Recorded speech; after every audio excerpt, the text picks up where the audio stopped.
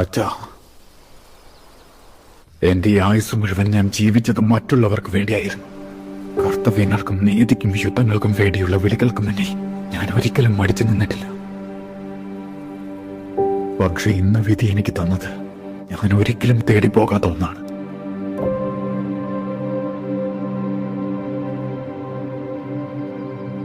ഒരു കുഞ്ഞിന് ആ കൊടുങ്കാറ്റുകളൊന്നും ഏൽക്കാത്ത ഒരു ജീവിതം അവൾക്ക് നൽകണം. അതുകൊണ്ടച്ഛാ, എല്ലാ പിതാമഹന്മാരുടെയും കരുത്ത് എനിക്ക് നൽകിയാൽ ഒരു വട്ടം കൂടി എനിക്ക് പോരാടണം.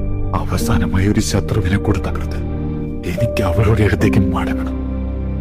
ഒരു യോദ്ധാവായല്ല, അവൾക്കൊരച്ഛനായി എനിക്കൊരിക്കലും കഴിയാതെ പോയ ആ ശാന്തതയും സമാധാനവും അവൾക്ക് പഠിപ്പിച്ചു കൊടുക്കാൻ എനിക്ക് കഴിയണം. അച്ഛൻ്റെ അപേക്ഷ കേൾക്കാതിരിക്കരുത്.